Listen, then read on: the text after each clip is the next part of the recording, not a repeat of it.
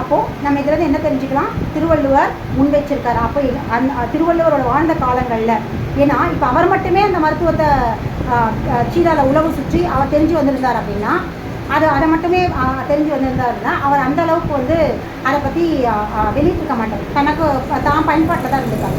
ஆனால் தமிழகத்தில் பரவலாக இருந்திருக்கு. அதோடைய ரிசல்ட் அவர் கண்ணில் பார்க்குறதுனால அந்த மருந்துனே தேவையில்லை, மருந்தே இல்லாமல் உடல் குணமாகிறத அவர் கண்ணு முன்னாடி சாட்சியாக பார்த்ததுனால, அந்த அறிவியலை அவர் உணர்ந்ததுனால, பரவலாக மக்களுக்கு பயன்படுத்துறதுனால மட்டும்தான் அவர் அறிவிக்கிறார்.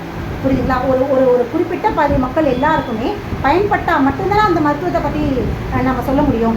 ஒருத்தருக்கோ 2 பேருக்கோ மட்டும் பயன்பட்டால் ஒரு அறிஞரால், ஒரு உலகத்தை பற்றி அலசுகிற ஒரு ஞானியால், எல்லா விஷயத்தையுமே தீர்க்கமாக அணுகிற ஒரு மகானால் அந்த அளவுக்கு வந்து ஒரு மருத்துவத்தை அவ்வளோ ஈஸியாலாம் வந்து எடுத்துக்க முடியாது, அக்செப்ட் பண்ணிக்க முடியாது.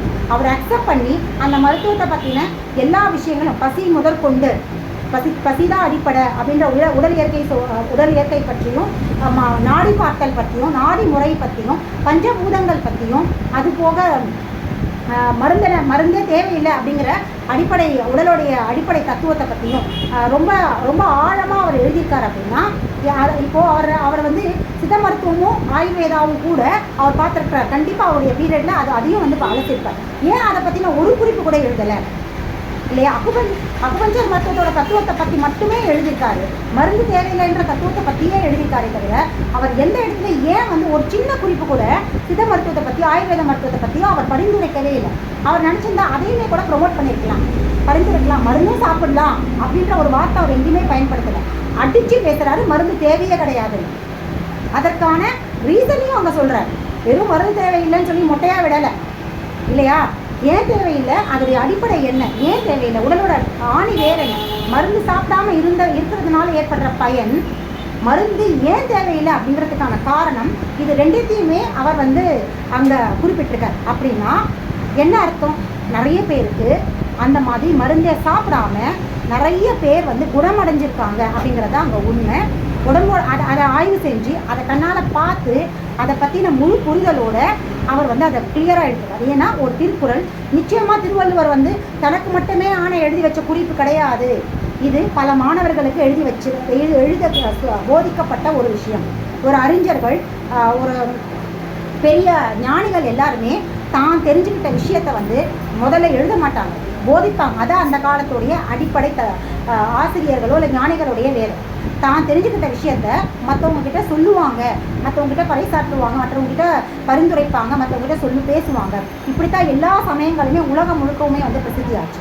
அப்படித்தான் வந்து தான் என்னென்னலாம் உலக அளவில் ஞானத்தை தான் என்னென்னலாம் கற்றுக்கிட்டாரு, அதனால் எத்தனை பேருக்கு என்னென்ன பயனடைஞ்சது, அது எல்லாத்தையுமே நிறைய பேருக்கு போதிச்சதுனால அந்த போதிக்கப்படும் பொழுது குறிப்பாக எழுதி வைக்கப்பட்டது தான் திருக்குறள்.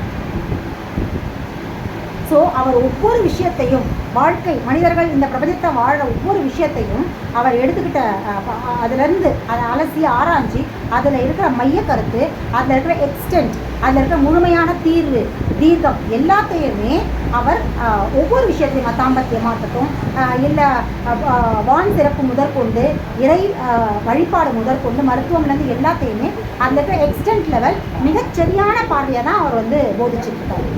ஸோ அந்த போதனைகள் தான் வந்து திருக்குறளாக வந்து நமக்கு இன்றைக்கி கிடச்சிருக்கு.